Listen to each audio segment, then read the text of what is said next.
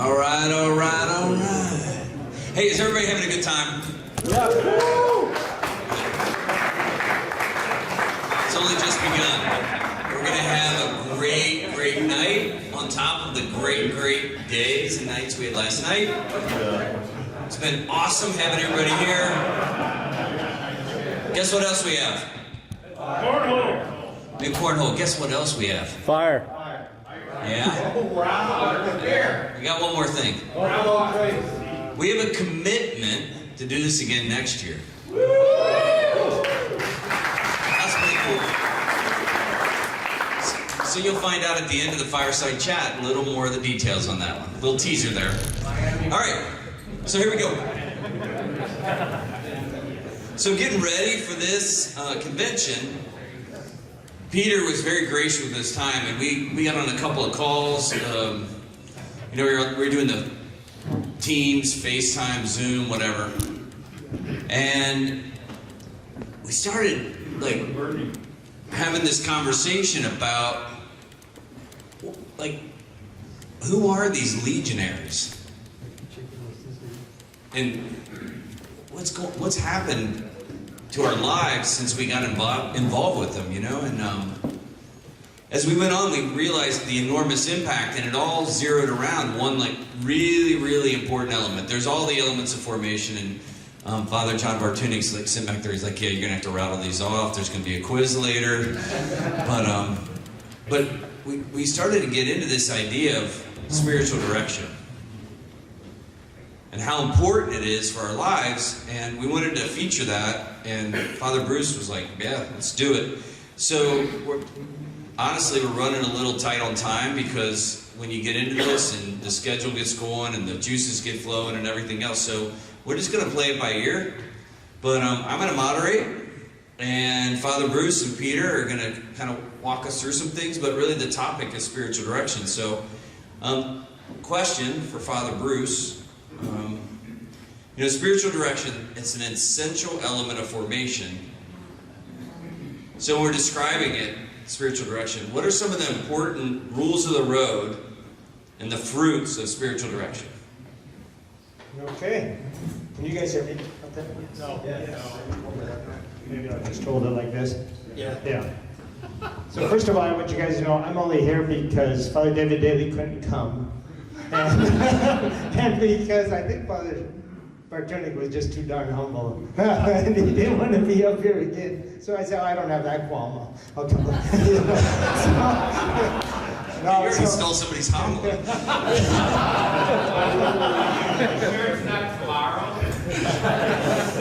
So I'll try to keep this short because I know we're running short on time. I was thinking probably what was the... Rules of the road. Rules of the road. This is my rules of the road. Maybe other legionaries would say something else. I take as the goal, I think the goal of spiritual direction is the freedom of the directee.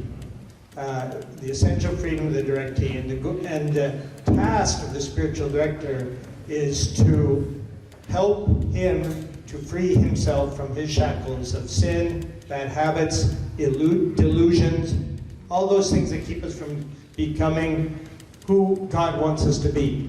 So that's a very noble goal. I don't know if other legionaries would say other things, but I think it's basically that. For me, the three principles, whenever I start spiritual direction now, I start out with three rules, I say, and if the directee's in agreement, then we give it a shot. And so those are kind of the rules of the road for me. Probably other legionaries would say other things. The first one is what I call confidentiality. Legionaries see so many people, and they have probably so many categories in their head about what I can talk about and what I can't. We know you can't talk about confession, right? But at least I tell the guys, look, for me, spiritual direction is as confidential as confession. The only way I will ever break that is if I ask you for explicit permission to use that, for example, preaching or for some other reason, or if you ask me to use it. Otherwise, it's the rule of confidentiality. Pretty simple, but I think that frees the guy to know that he can really talk about whatever he wants to. The second rule that I put down is I call it the freedom rule. Freedom rule is it's got two elements. First freedom rule is, if you're going to go with me for spiritual direction, I'm free to ask you any question I want. And you're free to ask me any question you want. But we're also free to say, hey, you know what? I don't want to talk about that today. So that might seem kind of funny, but actually it's very good, you know, because that way there's no holds barred in this conversation, but there's total respect, right? And then the second part of the freedom rule, which I've learned through experience, is if after 1, 2, or 10, or even 5 years, 1, 2, or 5 sessions, or 5 years, I figure out that I can't help you anymore, I got to be able to tell you, hey, you know what? You should look for another spiritual director now, without me losing your friendship. Yeah. And it goes the other way too, because I've seen it happen both ways, right? The poor guy has a spiritual director, the priest. He doesn't want to hurt his feelings. He's kind of trapped with the spiritual director. I say, no, no, no, no. Even after one session, if you don't think that I'm going to help you, just tell me. We're totally free to talk back and forth. That opens it up. And then there's a lot of respect and freedom on both ways. So I could go on, but I'm not going to. I'll give it back to you, Chuck. All right, good. Thank you. That's awesome, Father. Peter shared lots of great stories. In there, he was talking about the retreat that he had, the big impact on his life and his business. But he also shared when we were talking about spiritual direction, and I was wondering, can you share your experience with spiritual direction and its impact on your life? So long story short, it's the core to who I am today. And without it, it would be just like going to a parish priest. And forgive me, parish priest, but their calling is different. Whereas accompanying someone on life's journey and knowing all the intimate details is different. Because it does a few things. Number one, it's inspirational. Father, I will share with you who and my journey of spiritual direction, but first it was inspirational. Someone who knew me very intimately and could call my BS and say, no, I don't think that's right. And it holding me accountable, right? Because you can kind of wiggle your way around, but when you know someone over a long period of time, they know you, they know your family, they know your spouse. So when you say, well, Lauren does this and this, he's like, I've been there, she doesn't do that, this is you. And so that's really, really helpful. I think it's kind of like what I would call a reality check for me.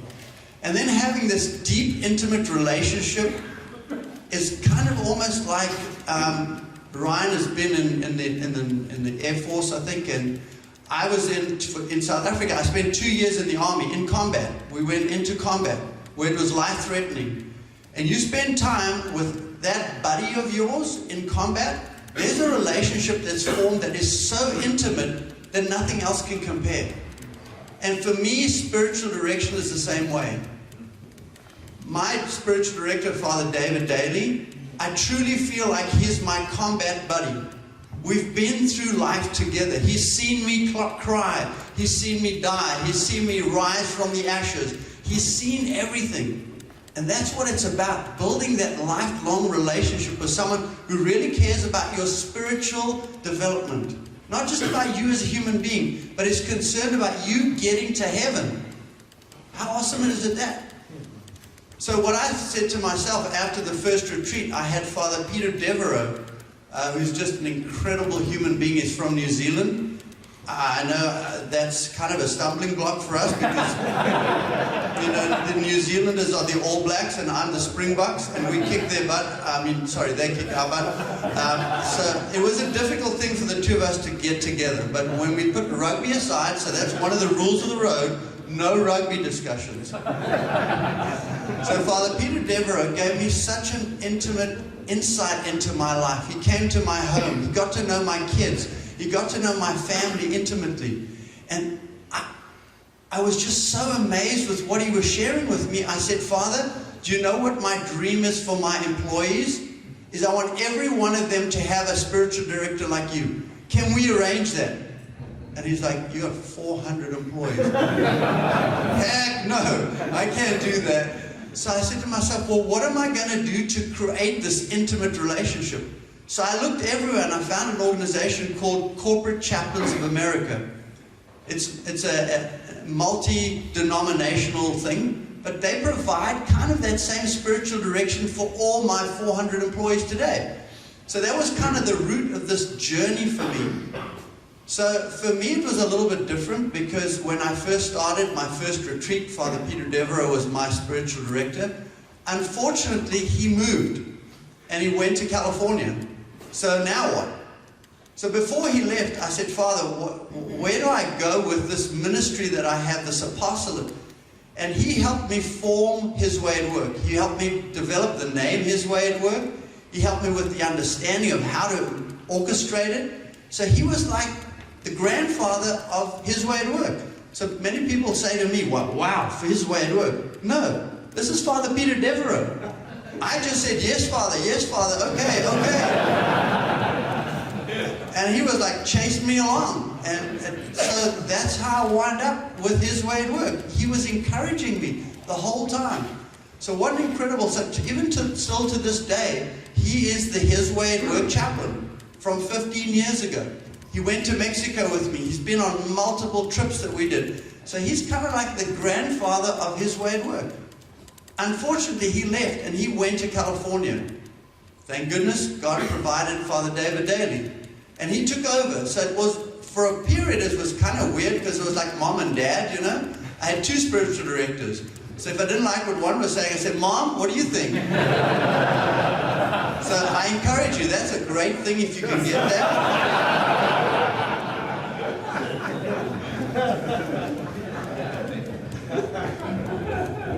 One thing I'm noticing about Peter, he's got lots of stories, and they're really funny. That's great. Hey, Father Bruce, Peter just shared some of his awesome stories. How about you? Do you have like a couple of examples? And I think over the course of the weekend, what we really heard about is the things that have changed people's lives. And I was wondering if you had one or two that you're like, yeah, this is a fruit of spiritual direction that, like, I can just tell you in this nameless person, like, how they had a life-changing moment or series of moments that were the fruits of this.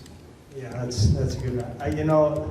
Several of my directees are out here, so I can't talk about them, because as soon as I do some of these things, I'm like, oh, that's Donnelly, you know? I just want to mention one other rule of the road that I forgot. It's regularity.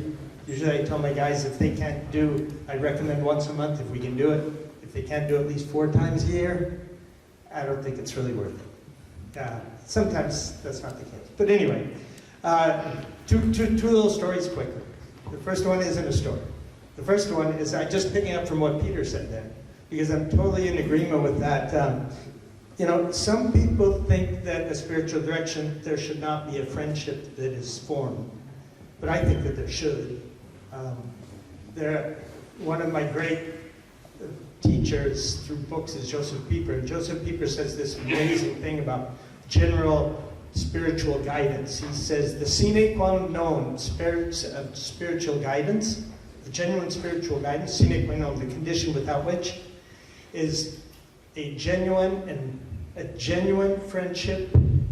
The only person that can really shape the other person's decision making is the genuine and prudent friend. Think about that, spiritual directors. I really believe it. I heard that in your language when you're called, he's kind of like your buddy in battle. I very much believe that. It wasn't a story, but I just wanted to say that. I think it's so important. And then the second thing is, I do have one story of somebody who's not here. It's a pretty funny story. It's very, very short. So I met this guy in a city before Atlanta, and we got to know each other over dinner and started inviting him to stuff and kind of hit it off. And he found another Regnum Christi guy, and they became friends. And once we were at dinner, and he sat down with the guy, and he says, and my other buddy, Regnum Christi guy, says, he goes to Mass every day. And the other guy was just getting involved, kind of Catholic, just barely on the fringes. He says, every day? What did you do, kill somebody? And he was totally serious. I mean, he just couldn't, it wasn't in his head, I always laugh so hard, but now that guy goes to Mass every day. And he says he loves it. I think that is fruit just of a lot of accompanying spiritual direction, And you slowly form the bond with the guy, and then he trusts you, you know? Well, that was fruit. What are some of the challenges you see or have seen? How about you, Father? Yeah. Challenges, my greatest challenges are, well, to be honest, just time. Finding the time for all you busy guys out there and all these busy legionaries. It's finding the time to do it and making sure that it happens. I think that's probably the greatest challenge. For me, I know it's very practical, it's not very exciting, but there really has to be a commitment on the behalf of the directee and the director and the directee. If there's not, it's going to fall away. That's happened to me a lot of times. The guys get too busy and they stop asking, and the priest is too busy. I would say that. So if you want to do a real spiritual direction, guys, a genuine one, you got to be committed to it, and it's got to be one of your priorities. It's terrific. Peter, you were talking about having 2 spiritual directors. Like that. That's good. I think I'm going to try to do that. I might get a couple, yeah, maybe 3. But I was wondering, like, how your relationship maybe over time has changed with your spiritual director.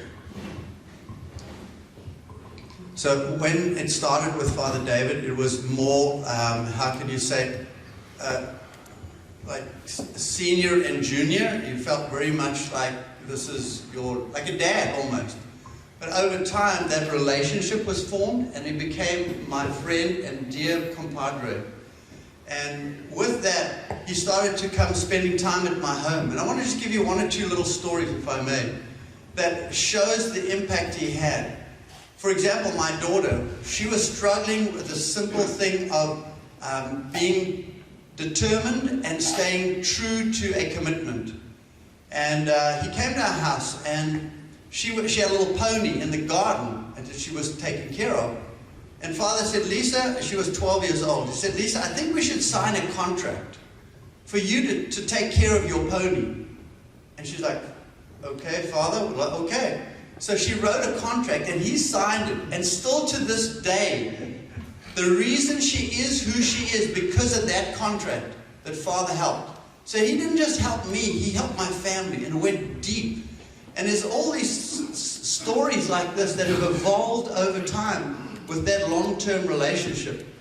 The other thing that was kind of developed was he started to ask me to do more and more, and to go deeper and deeper in my faith, and challenge me continually. And one of the areas, for example, that I was struggling with, and I said, Father, I'm struggling to stay connected to our Lord during the day. Okay, so we got morning prayers, lunch, and evening prayers, but how do you stay connected during the day?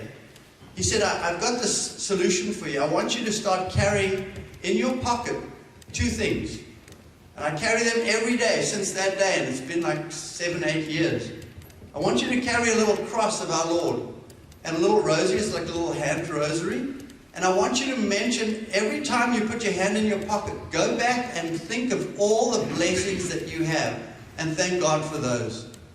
And then at the same time, I also want you to carry a piece of paper where you write down once a week all the things you're working on. And then I want you and I to talk about how you're doing with that piece of paper. So I carry these 2 things in my pocket every day.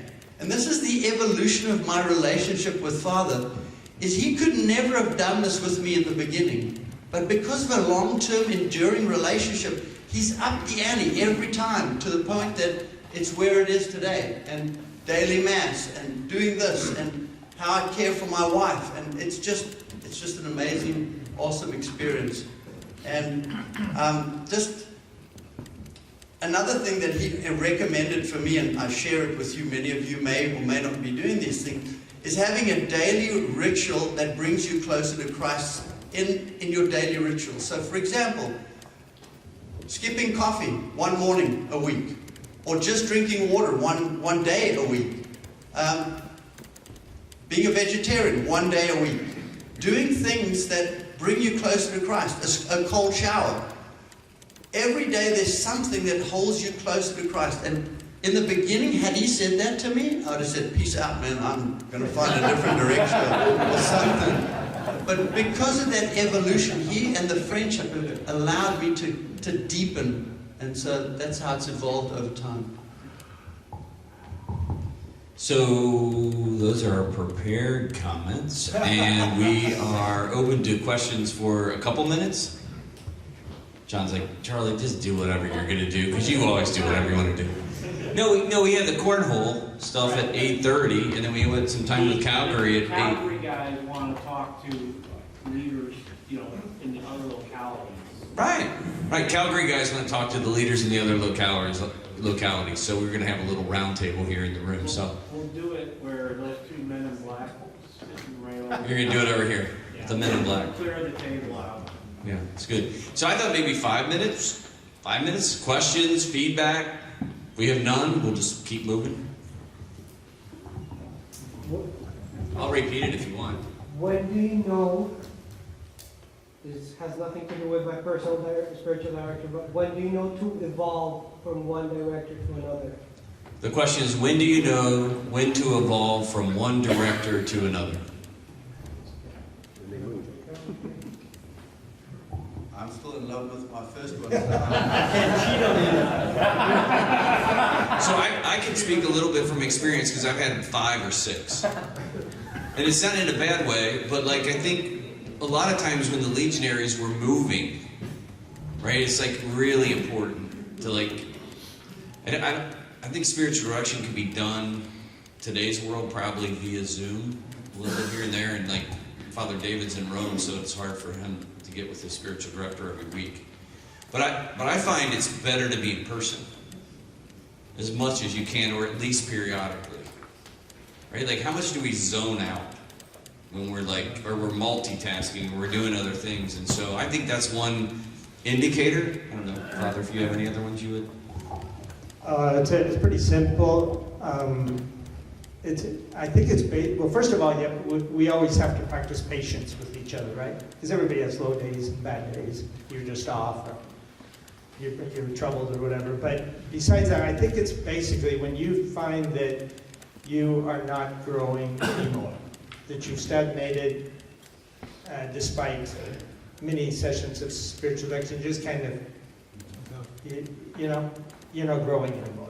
Peter said it beautifully. Father David keeps pushing, right? Keep pushing a little bit every time. Something like that, but with a lot of patience and wisdom, right? Knowing that you have to be, that things don't work every time, right? I would say something like that. Good. Other comments? Yes. So, in Calgary, in Canada, we have a vibrant women's section spiritual guides. There's a bunch of them. Through conversation, we have an older Regnum Christi men's group that really doesn't feel like they're not contributing. Are there spiritual men's guides or directors or a course that we can offer to these older men if they want to become spiritual directors or spiritual guides to men? Because it seems like their legionaries are inundated or overworked. The women have these guides. Is there such a thing for the men? Yes. So I would recommend that you talk to Father Robert Prezzuti, who was here. He is actually kind of the guru behind a program we have at Divine Mercy University that trains people for that sake. Just so you know, in Atlanta, that's a very intensive program. It's pretty time intensive too, so not all the guys are doing it. Tony Freeze I think they're working on a program to try to do something in between, doing nothing at all, and the Divine Mercy University course. But that would be your first answer. I don't know if that's what you were going to say, Charlie. Yeah, I was aware of a couple of them. Yes, you said it eloquently. Yeah, Atlanta is, Scott Nagy is heading up kind of a spiritual guide, life, if you will. We want to grow our spiritual guides, but you can't scale if you don't have lay spiritual guides. We actually have a goal to have 3 more spiritual guides qualified this year for that reason. So come see me and I can plug you in as well. Sounds like a great topic for the 2025 International Men's Convention of Regnum Christi. Yes. Yes. So, in terms of like when you do a spiritual direction, is there like an agenda? Like I've heard, like men go through, this is my program of life, and this is how I'm doing, very, very, very super structured. And then there's the, let's just chat and see what's going on. And I'm on the, let's just chat and see what's going on, but I'm kind of like, okay, how do I get to a more structured environment? So what is normal as the agenda? Yeah, so I'll give you my perspective. I think it's both. Okay. Because sometimes you just need to talk. Because you're having a crappy day. Right? And sometimes your spiritual director should be like, yeah, you've had like 3 sessions on crappy day. Maybe we need to get that into your program of life. Because there's a theme here that we need to work on. Right? And I think that's kind of the continuum. It's funny, he was talking about Father David, and he gave me a lot of his time in December. I was able to hang out with him, and one day we were just walking and talking, and he's like, what's your, and he's not my spiritual director, but he's like, what's your program of life look like? And I'm like, See? He's on YouTube now. What God? I was trying, like I told you, I'm trying to get like 4 of them now. But no, Father Matthew's sitting right behind you. He does a great job. And so I was like, so I pull it out, and he's like, all you business guys had like the coolest spirit programs of life, you know? You got it all like Peter's charts and everything else. But I think the more targeted you are on what you're working on, the more disciplined you are on putting your program around it, and the more accountable you can hold yourself and be held accountable. I mean, I think that's one of the things Peter was talking about, is like, this is an accountability moment. This isn't, I mean, it's about friendship, but it's like, are we I mean, Father Matt always talks about it, it's like, what is that? Either going towards God, and if you're not going towards God, if you think you're in neutral, your car is actually going backwards down the hill the other direction, right? So it's like, you gotta be going towards God all the time. And so it's like that challenge. That would be my take. But others, I know there are a couple other ones, kind of keep it, maybe, yes? Oh, this is just a shameless plug. I agree. There's previously young men's section, now men's section in Dallas, apostolate called Holy Habits, which is actually, it's like a pre-spiritual direction course. So you're enabling people to get people from 0 to the point where they start to need spiritual direction, which is actually a big swath of the people asking for it right now. I think that's good. Sounds like it's part of the talk you're going to give next year. It's going to be great. It's good. It's really good. It's really good. I don't know if you would have talked about how you get roped into one of these things. Just ask Alex. I don't think he'll be here next year. He's running the cornhole this year. Anyway, yes, Father Juan Sabado. Just 2 comments. On the shifting spiritual direction, I say, when you start feeling that stagnation with the one you have, then and you find someone else that might be inspiring, etc. I don't think it's wrong by letting him know the first one, but don't remove him. Test a new one. And if the results and the help is happening, then eventually you sort things out. So that we don't feel hostage to one or the other. Spiritual direction is a support mechanism to help you progress in spiritual life. And what kind of spiritual direction is best? There are stages in spiritual life. And I think at the beginning, you need a spiritual director. In the second stage, you need a spiritual master that helps you just discern how are you evolving and what the Lord, and so it's very reactive. So yeah, if you're still trying to build spiritual disciplines, you probably need more the directorship role. But as you progress, and hey, those who have been here for decades, you progress. You don't feel that way, but you do. And so you need a spiritual director that doesn't really set milestones, but rather is waiting at the milestone saying, great, and helping you understand or read that sign and say that, keep moving forward, and he doesn't know what the next milestone is. But he'll be waiting there but you'll come back and you'll say, and this is happening in my life, and this is what I'm. So, don't expect, I think the spiritual director needs this flexibility and this wisdom, and there's not a right way of the company, it's just walking towards Emmaus or coming back from Emmaus.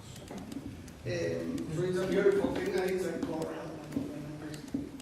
Thank you. It's a competitive advantage. I think I'm going to call us here with a couple things. One, thank you, men.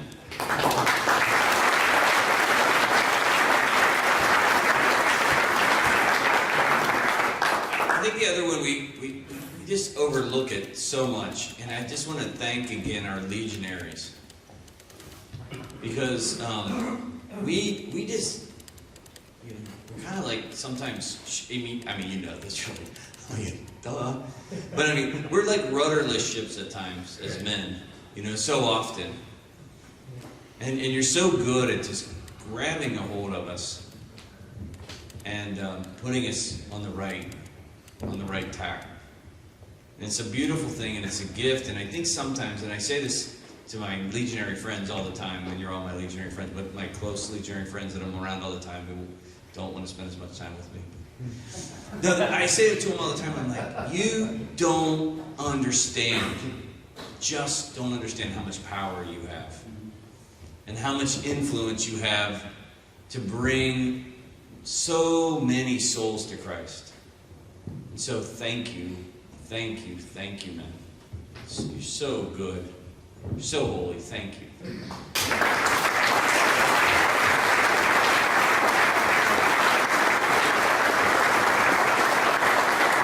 One more thank you. I want to thank the men from Louisiana for hosting the convention next year.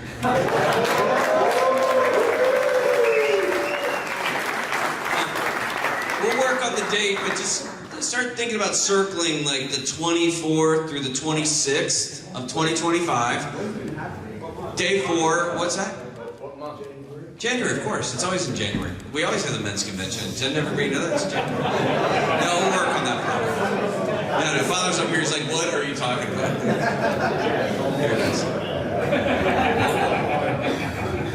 So talking about challenging the men, 2 men know about it already. So the rest will find out on Monday. But yes, I did boldly offer, because that's how you make men, you give them tasks. So they would love to host you all next year in Louisiana. I speak in their behalf, and now I have to go figure out if it's true, but... and thank you, whoever organized this, all of you. The standard was good. When I saw 2 bottles of wine at each table, ale, drinks. Some of you have been in Mundelein. Mundelein is okay, but sort of puritanical woman spirituality. Like, you have 1 hour to drink everything you can, then you're kicked out of the dining room. And full reveal, so the Louisiana boys always had a lot of drinks in their rooms, the Steagulls, Mr. and Mrs. Now we can say we're far away from there. And so more and more legionaries would show up every evening. You learned the secret knock, you knocked at the door. They had like this antechamber, and there were about 20 legionaries packed in there, trying to live masculine spirituality. So thank you, Ohio, for doing it right. This is a men's convention. All the vibes were there. I loved this, and so I did say in a crazy moment of openness, yes, why not, Louisiana? So, because you're going to wait 2 or 3 years for this? What's the matter with you? All